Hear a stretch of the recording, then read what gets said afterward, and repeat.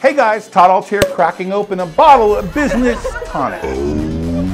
Content, content, content. That's the buzz on every social media platform. That and marketing, marketing, marketing. More content, more marketing. And there's a lot of truth in that, because you can have the best product in the world, but if no one knows you exist, it doesn't matter. I'm out.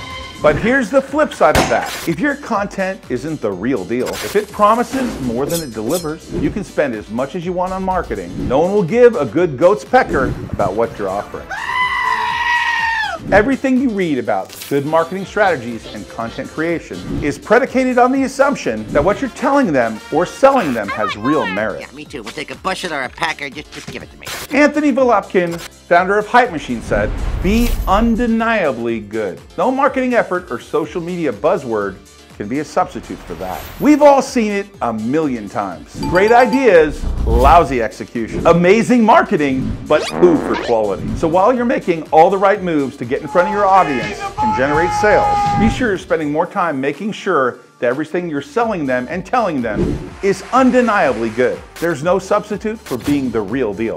And there's no social media buzzword that can be a substitute for quality. I've given you gold. Now run with it.